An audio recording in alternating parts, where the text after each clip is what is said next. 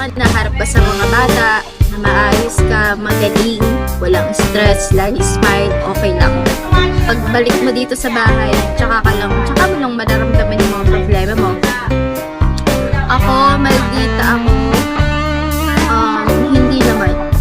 Real talk lang siguro ako magsalita.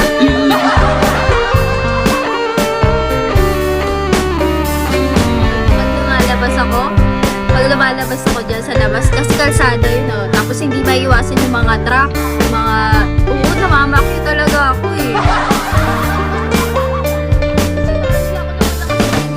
Pinapakiwan ko, kahit maganda ako, namamakyo naman ako.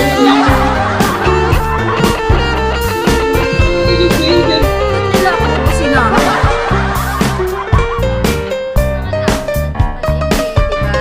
Yung mga magtatagtad,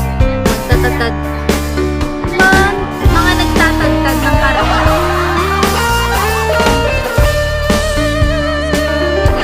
Sa viewers na personal mo nakita, well actually yung si Kuya Lev, si Kep, na-meet ko lang namatay.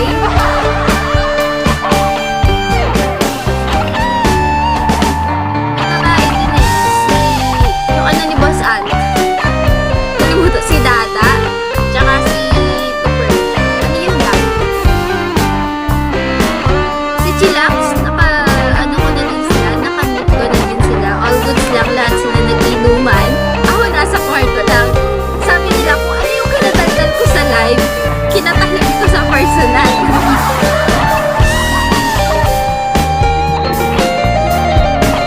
Hindi kasi ako ganun eh. Parang pag madaming tao talagang naiirita ako. Tapos pag nakatingin sa akin, naiirita din ako. Ganun ako.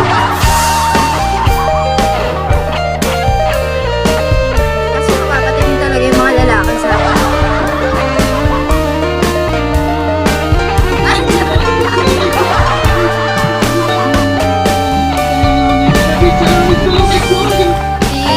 Ikaw, hindi ako ano guys eh. Nung nag-uwi sila, isang beses lang pati kami nag-meet nun, as in. Patay kasi si Kep, kaya nag-meet kaming lahat.